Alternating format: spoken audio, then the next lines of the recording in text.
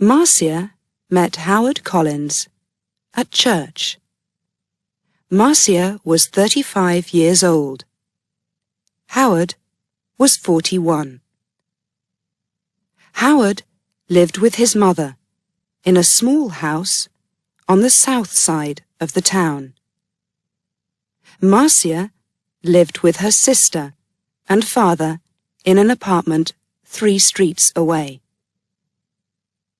Marcia did not work. Her father, George Grant, was ill and never left the apartment. He stayed in bed most of the time and always needed somebody with him. So Marcia stayed at home with her father and only went out when her sister Karen was in the house.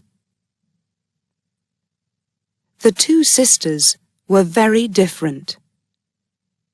Marcia was short, with a small, round face and short black hair. Karen was 10 years younger. She was tall, had long brown hair and good legs, and a suntan all through the summer. People often said to Marcia, "Your sister is very beautiful." There were always lots of men ready to take Karen out to dinner or to the cinema. But Marcia stayed at home. Karen worked in a shop in the town.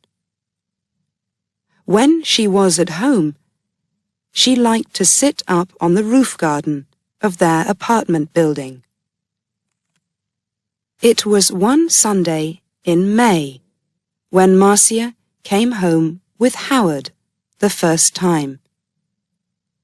She took him to see her father.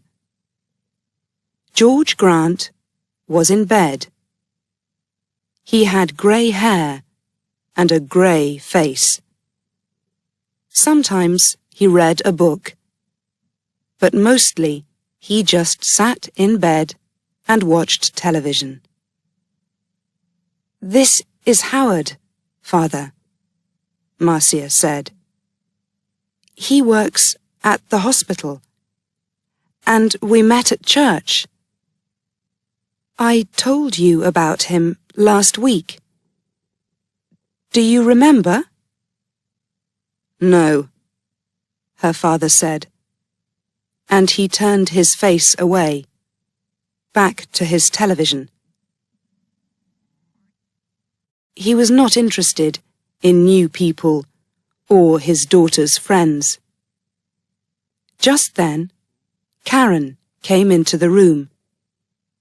She wore a white bikini and white shoes. She smiled at Howard. "So you're Howard," she said. "My big sister has got a boyfriend at last." Howard's face went red, and he looked down at his feet. Karen laughed. "Come on up to the roof garden and have some wine. The sun is wonderful this morning." "Oh, Howard began. Marcia looked angrily at her sister. But then she said, "Yes, I must get Father a drink. See you in a minute, Howard. Go up to the roof and talk to Karen." The sun was hot on the roof, and Howard took off his coat. He looked around. There were 3 chairs, a sun umbrella, a sunbed, and a table with 3 glasses and a bottle of wine on it. There were tiles on the floor, and next to the little wall around the edge of the roof, there were some flowers in boxes. This was the garden. Very nice, said Howard. Karen smiled at him. We don't see many good-looking men up here, she said. Sit down and have a drink. Howard's face went red again. He gave a shy little laugh. Oh, thank you, he said. He tried not to look at Karen's long, sun-tanned legs, but it was not easy. I come up here all the time when it's sunny, Karen said. She began to put suntan oil on her arms and legs. Howard watched. Then Marcia arrived, and the three of them sat in the sun and drank wine. Marcia looked at Howard with love in her eyes. She did not look at Karen. Karen watched them. Her eyes went from her sister to Howard and back again to her sister. She smiled. It was not a nice smile.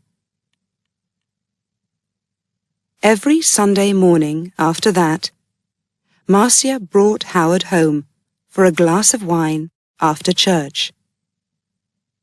Howard stopped his car in the street outside the apartment building, and Marcia said, Sound the horn, Howard. Tell Karen we're here. Then she can get the wine ready. So Howard gave 3 little toots on his car horn. On sunny days, Karen always came to the wall at the edge of the roof and looked over to wave at them. Then she went to get the wine. She always wore her bikini, or a very short skirt. Marcia never wore short skirts or a bikini.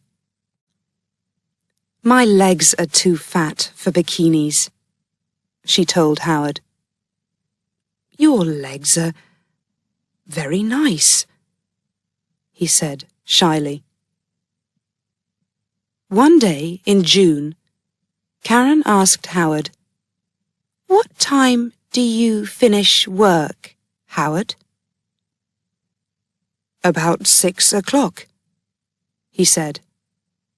Could you bring me home after work? Karen said. My shop's very near the hospital. You drive right past it. And you only live 3 streets away from us. There's a very good bus, said Marcia quickly. It stops outside our building. But the bus is so slow, Karen said. Please, Howard. Howard looked from one sister to the other. Oh, well, yes, all right then, he said. Thank you, Karen said, and gave him a quick kiss. So, every evening, Howard drove Karen home. On the first Friday, they were an hour late. When they arrived, Marcia was at the door of the apartment building. What happened? She asked. Why are you so late? There was an accident, Karen said. 3 cars, all across the road. On that hill by the cinema, you know. We couldn't get past. We couldn't go back.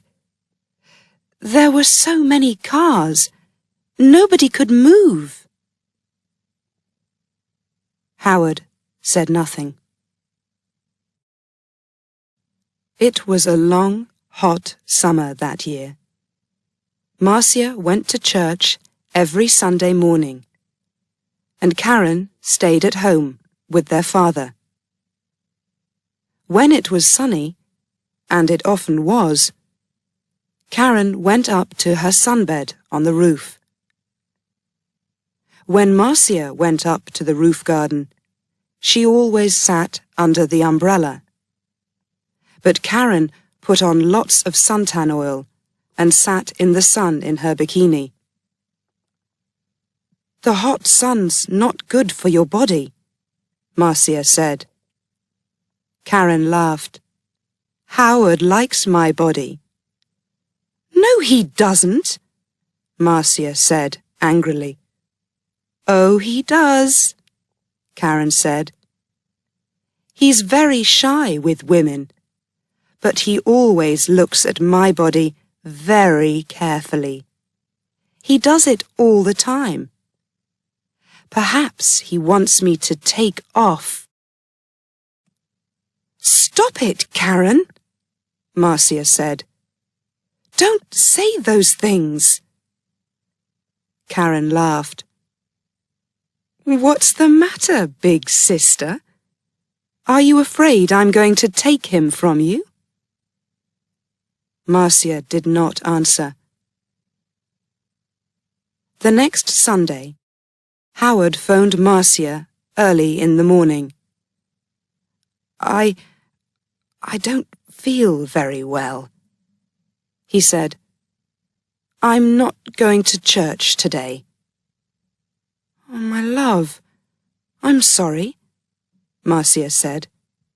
"Can I phone you when I get home?" "Yes, of course," he said. "I can't phone before 1 o'clock," Marcia said. "I'm going to be late back because there's a meeting after church. Something about Africa, I think." "Oh, yes, I remember," Howard said. But Marcia was wrong. There was no meeting after church that morning. It was the next Sunday. So she left church at the usual time and arrived home at 11:45. First, she went in to see her father, but he was asleep. Then she phoned Howard, but there was no answer. Perhaps he's sleeping, she thought, and his mother doesn't want to answer the phone. She went to her room and put on a long summer skirt. Then she went up to the roof garden. She put her hand on the door to the roof and stopped.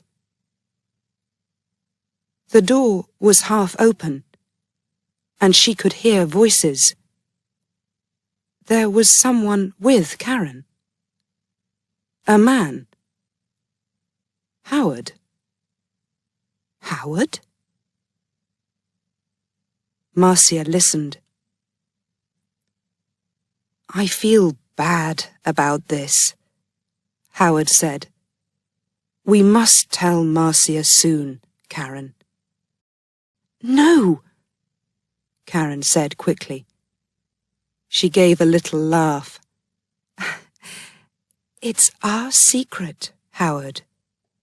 Only for a little longer. All right? I don't like," he began. "But you do love me, Howard," Karen said. "Not Marcia? Say you love me, please." Marcia suddenly felt cold.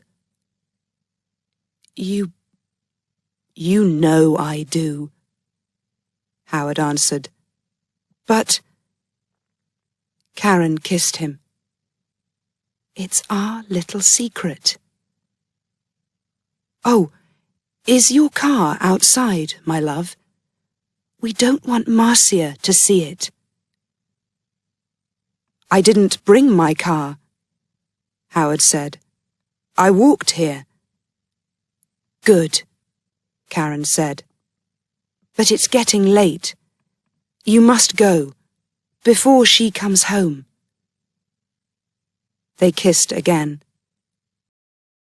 See you tomorrow. Usual time, usual place, said Karen. Now go.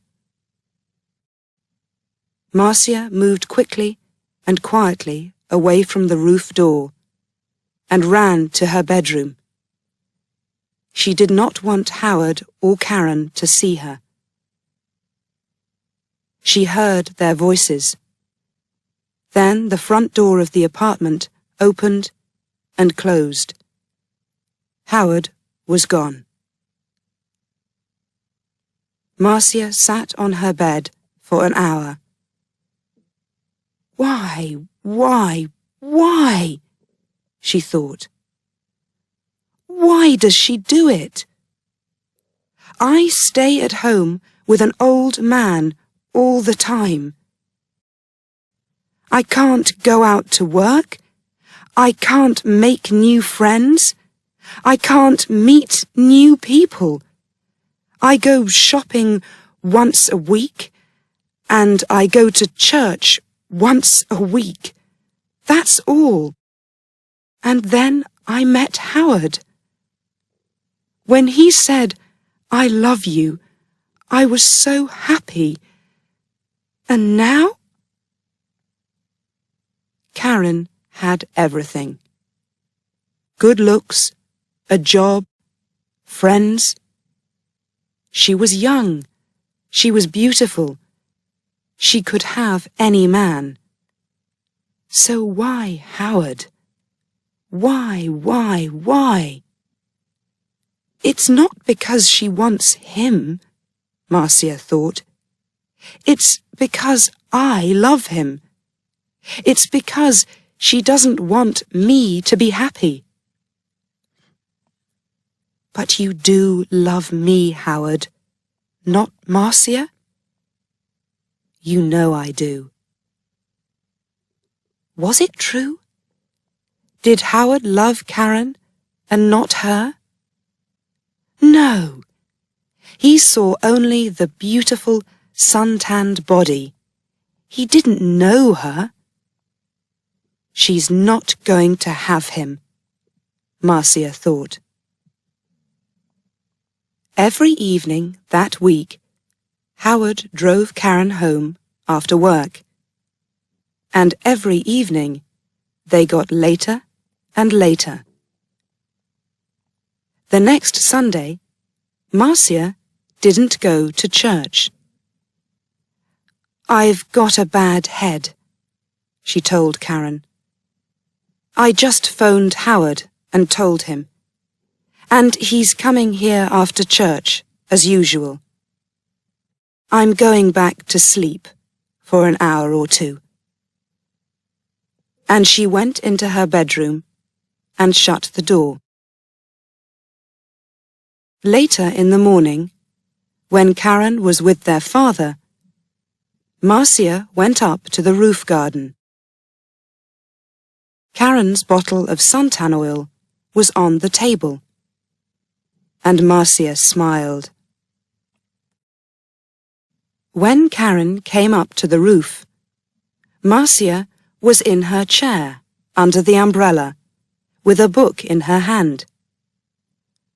Oh, is your head better? Karen asked. Yes, thanks, Marcia said.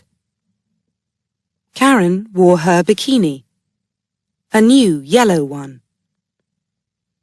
She opened her bottle of suntan oil. Oh, there's not much here, she said. I must get some more. She began to put some oil on her legs. 20 minutes later, Howard stopped his car in the street below. Up on the roof, Karen and Marcia heard the usual 3 little toots on his car horn. He's here, Karen said excitedly. Your man's here, big sister. And she laughed. Yes, Marcia thought. My man, not yours, Karen. Karen jumped up from her sunbed. She ran to the wall at the edge of the roof to look down and wave to Howard. She had no shoes on, and at the wall, her feet suddenly slipped away from under her. "Ah!" she cried. She fell forward and put out her hands to grab the wall. But the top of the wall was slippery too. Her hands could not hold it, and slipped away, off the wall, over the edge. And her body went on too, over the edge of the wall, and down, down, down, down. Before she hit the ground, she knew. Slippery. Suntan oil. Marcia.